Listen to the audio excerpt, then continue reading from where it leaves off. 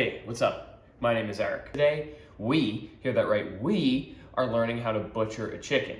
I don't know how to do this. I've never done it before, so stick with me. We're going to learn how to do it. I think this is gonna come out pretty good, and then we're going to use those pieces of the chicken. We're gonna soak them in a nice buttermilk mixture or a nice brine, and then after that, we're gonna take it and we're gonna bake a beautiful chicken, maybe with some cowboy butter. Stick around. Like and subscribe, enjoy, and thank you for watching. Alright, so let's get this thing started. This is a young whole chicken, and this cost me $10. This entire thing, $10. It'll last you a whole week too. Like, start to learn how to carve chickens because it's just so much cheaper. We're gonna start and we're going to sharpen our knife. We wanna make sure our knife is really sharp. It's actually safer to have a sharp knife than a dull knife. You're gonna pull out your bag of giblets. Shout out to my brother Ricky, loves that word. And we're gonna start with these chicken thighs. So we're gonna find that bone, and we're going to slice down, cutting off the skin and sort of pulling the chicken away just at this portion that you can see me doing it. And I was learning here, so just cut me a break. I was taking it kind of slow, and we're just looking for a bone or a joint that we're going to pop out, and you can see me do that right there. Pretty satisfying, and that's the bone that we're popping out. We're going to repeat that on both sides, and we're going to, you can see me cutting off the thigh right here, and that's the whole piece of chicken.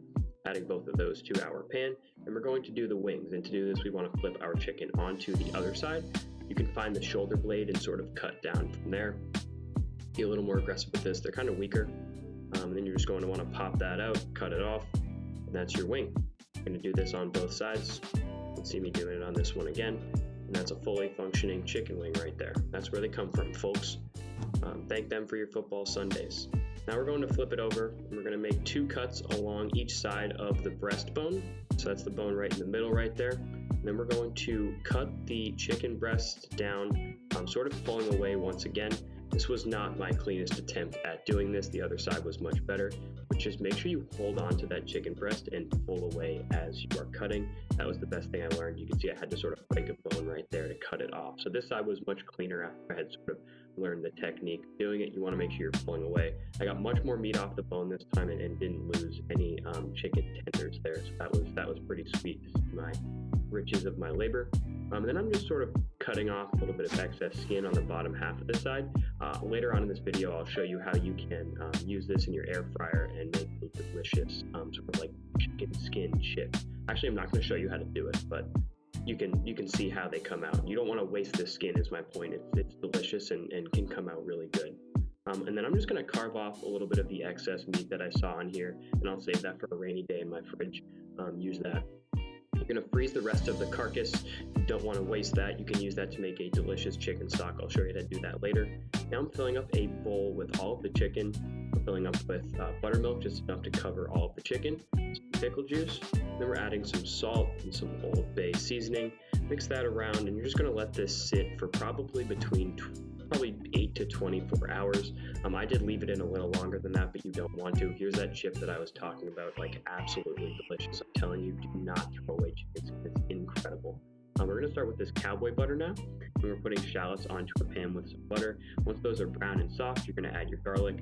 Probably 1 minute with the garlic until that is soft, and then you're adding a whole stick of butter, about 6 tablespoons. We're adding the juice of a lemon and some lemon zest into that, juice of half a lemon, I should specify.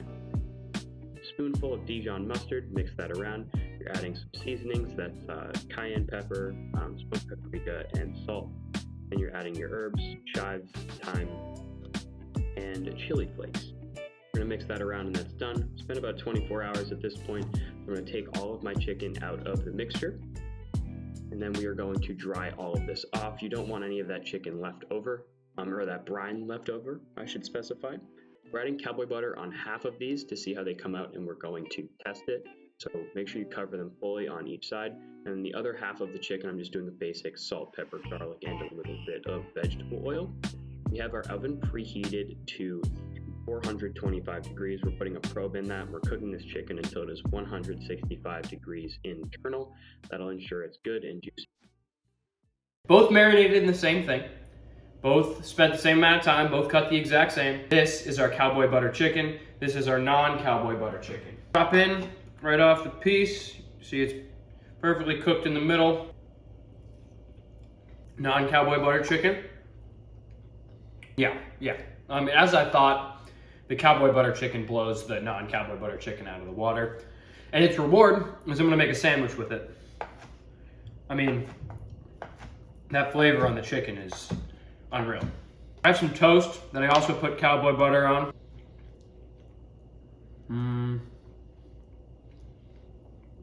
Couple tomatoes, red onion. No, we're going with the pickled stuff around here.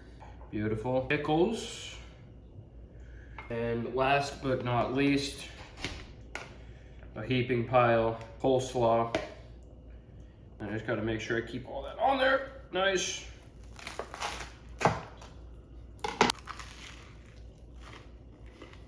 Thank you so much for watching. Peace.